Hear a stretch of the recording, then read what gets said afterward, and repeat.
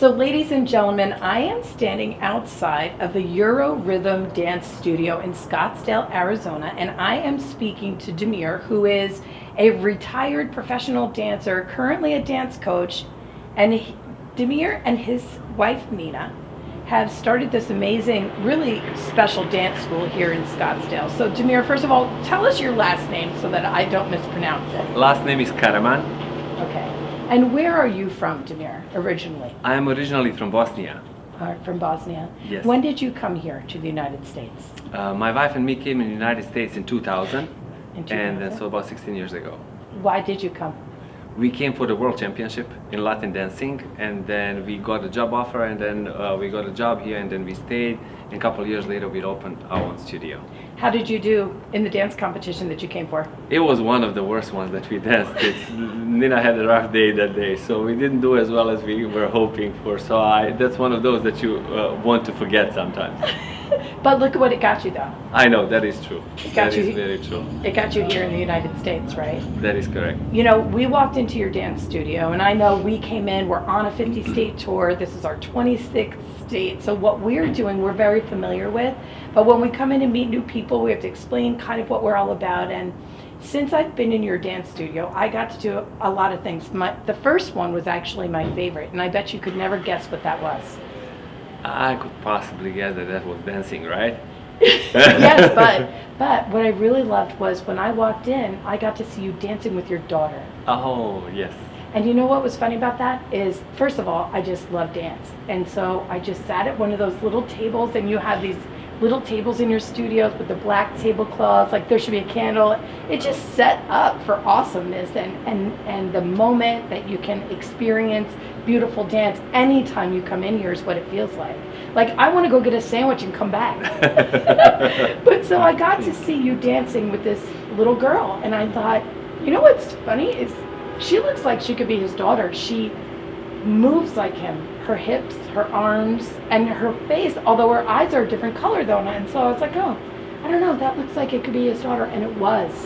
Yes, she was. That's my daughter. She looks like her mom as well. She has her blue eyes from her mom. See? And then she's a lot better looking than I am, so that's a good thing. She took that from mom. What is your daughter's name? Her name is Hannah. Hannah, okay. And I know also there's a special coach in here today in your studio. That is correct. His name is Tony Meredith. He is one of the most famous coaches in the country and in the world. He coached for Dancing with the Stars, for So You Think You Can Dance, for a lot of movies, including Dance With Me, Thomas Crown Affair, and some other ones as well. So yeah, he is today in the studio. And how did you connect with him? How did he end up here in Scottsdale, Arizona in your studio? We know each other for a long period of time, and we really connected well a few years ago. We had a conversation just that happened to happen, and we realized how much in common we have and how similar we are in a lot of different ways. So it was actually a pretty good conversation that we decided to make this a little bit more productive and that we see each other more often.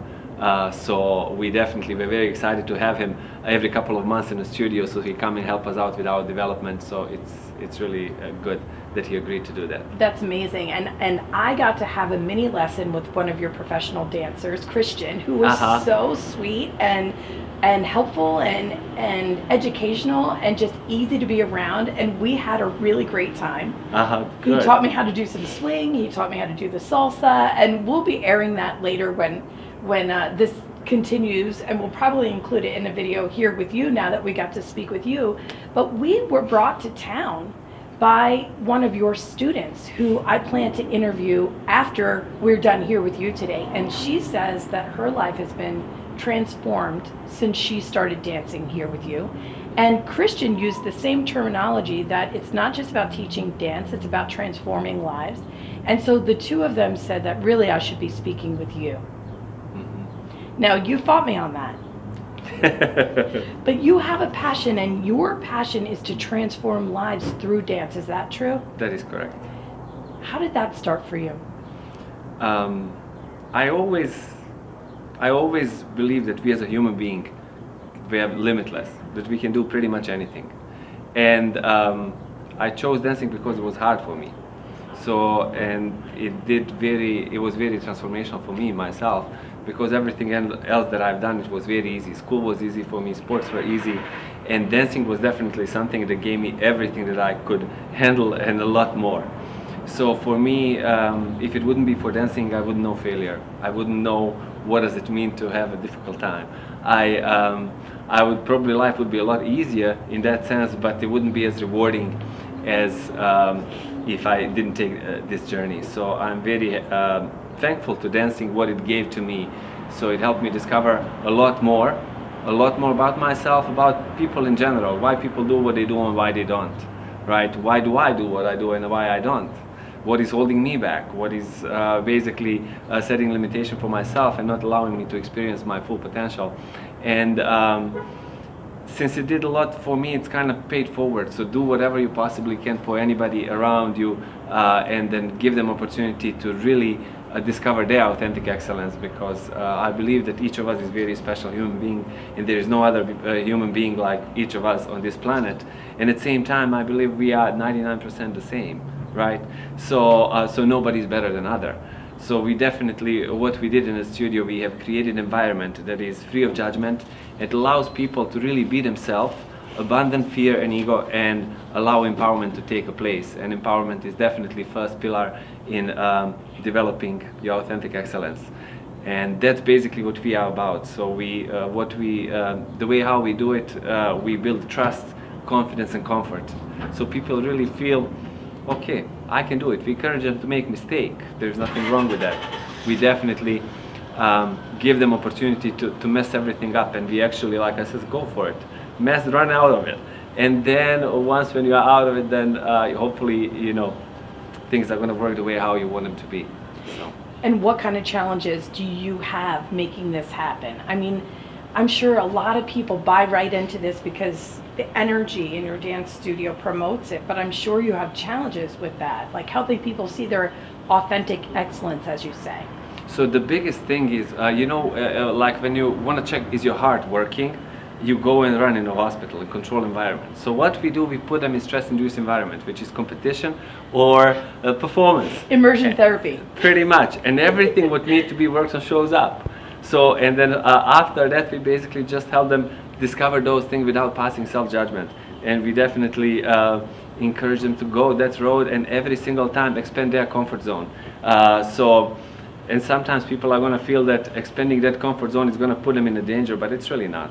It's just that's exactly what brought me here to you, and that's exactly what gave me the courage to say, can I please learn a little dance in your studio to expand my own comfort zone, to get out of that. Perfect. To try to get my audience to do the same. So I know that what you are saying here is reaching so many of my audience members. Cool. Right? Because that's what we want them to do, is get out, pursue your passions, like get out of your comfort zone.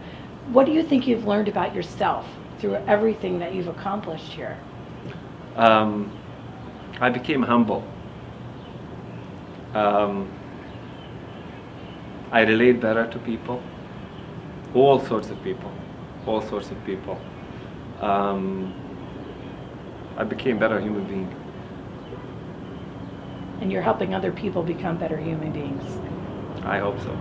What advice do you have for my audience about getting out there and doing something that they're passionate about? Oh, don't let anything hold you back. I mean, definitely. Sometimes people are going to go for the certain jobs because it pays good. Sometimes people are going to do things because they're safe. But if you really want to have regrets, then you just do that. What I would say, you're going to rather do something passionate, regardless what it pays, because through your passion, you're going to speak volumes. And then eventually it's going to work out, right? And then don't ever hold back. Playing safe is not good enough. It's just not good enough. So I love what you guys are doing, and I hope in your podcast you're going to show a lot of this beautiful country that we all live in, and you're going to show what are the places that we can go. You're going to show a little bit, side of the road and everything, and show everything about what we have here. So I really hope that people are going to have a chance to experience what you guys are going in those month and a half or two, and I don't know how much more to go. 3 months. 3 months. I hope that they're going to have a chance to see how beautiful this country is, and that they're really going to take a chance to see it explore different things, do something new, do something that scares them, do something that's out of their comfort zone, and really make their life richer and more colorful. Because guess what? Four walls, regardless where are they at and how beautiful houses are, still four walls. So we gotta expand our horizons to understand ourselves and the world that we live in better. So I hope that they're gonna really follow the passion, regardless what is the cost.